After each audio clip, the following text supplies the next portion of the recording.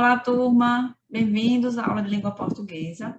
Hoje nós faremos a leitura de uma carta do leitor que vocês encontram na página 245 do livro de vocês. Antes de iniciar a leitura, nós iremos fazer uma abordagem sobre o tema.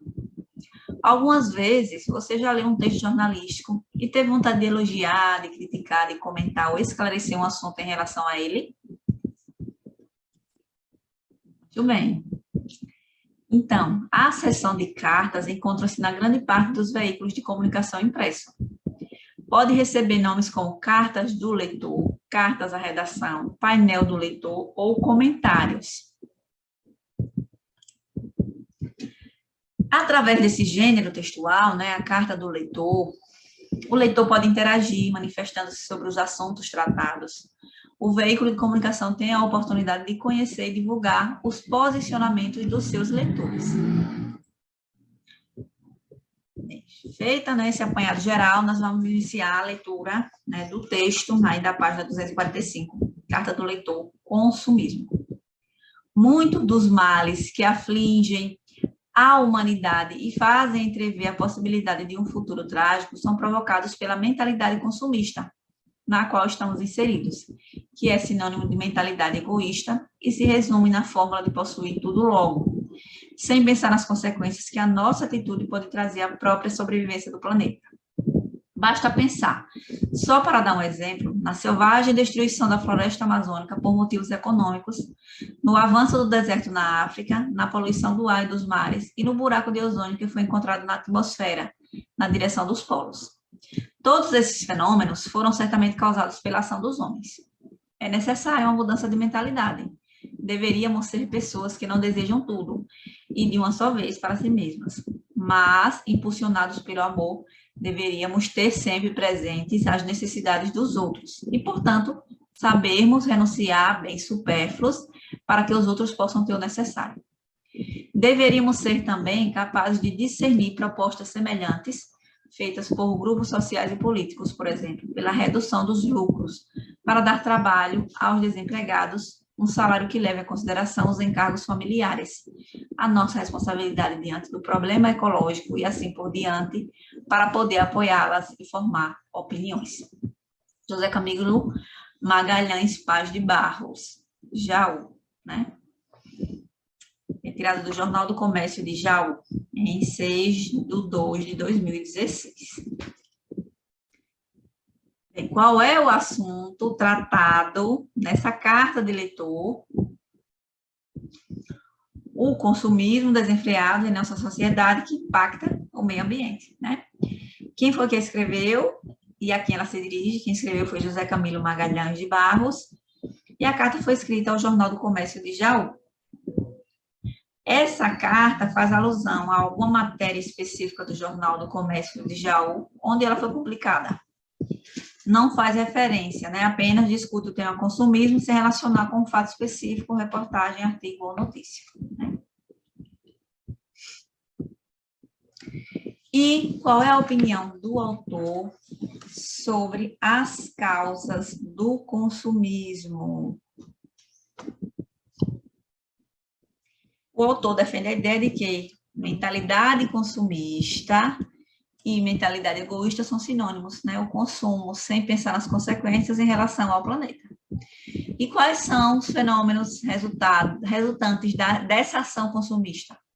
A destruição da floresta amazônica, por motivos econômicos, o avanço no deserto da África, a poluição do ar e dos mares e o buraco de ozônio que foi encontrado na atmosfera. Vamos lá, reler o trecho a seguir.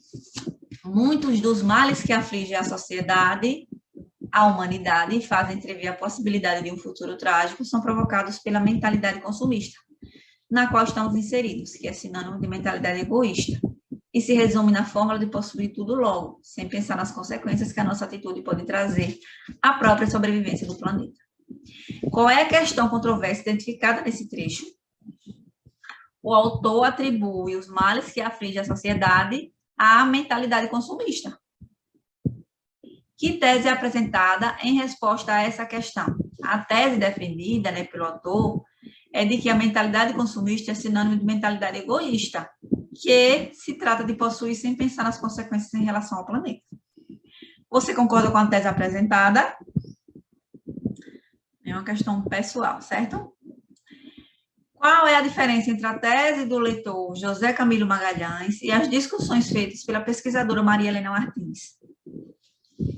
A entrevistada, ela atribui o fenômeno do consumismo a causas históricas, sociais e culturais do mundo nos últimos 60 anos. E o autor da carta relaciona as causas ao indivíduo e a sua mentalidade egoísta.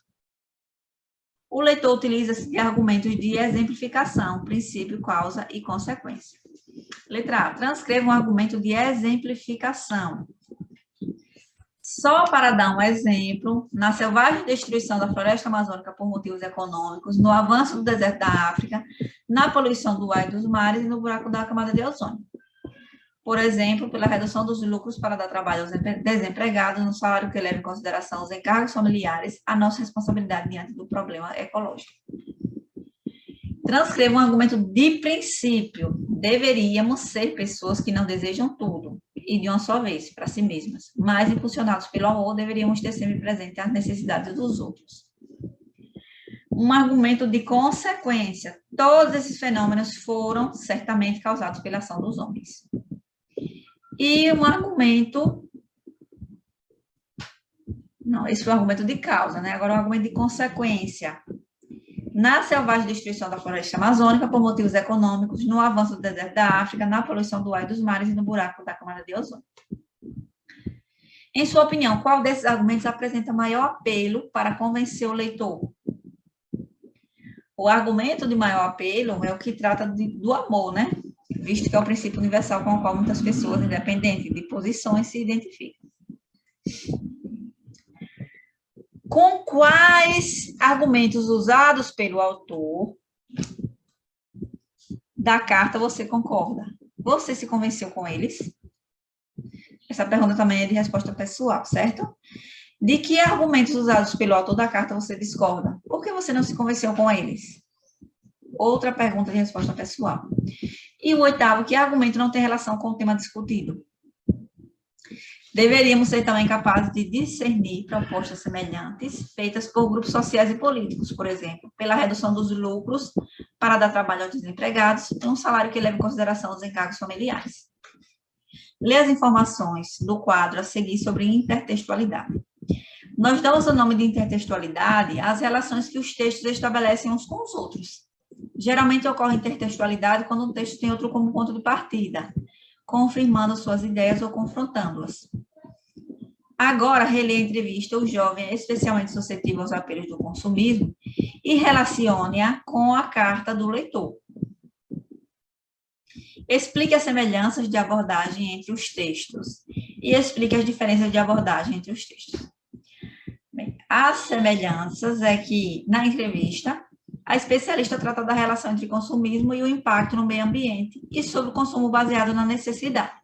Na carta do leitor, há também a relação entre consumismo e o impacto no meio ambiente. E é feito um apelo para não se valorizar o que é supérfluo. Em relação às diferenças, né, na entrevista, um especialista aborda o assunto com base em dados já validados de sua pesquisa.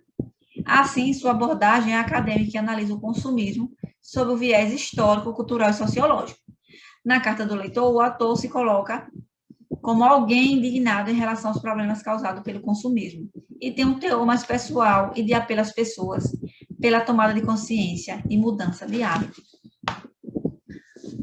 A comparação entre dois textos sobre a mesma temática é uma estratégia de intertextualidade e explique.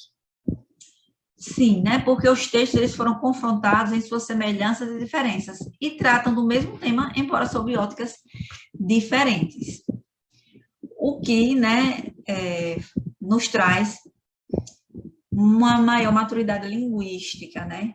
O fato da gente ter acesso a diferentes temas, diferentes abordagens sobre o mesmo assunto, né? Porque assim a gente pode confrontar diferentes ideias e opiniões para a gente construir a nossa. Chegamos ao fim da nossa aula. Fiquem em paz e até a próxima.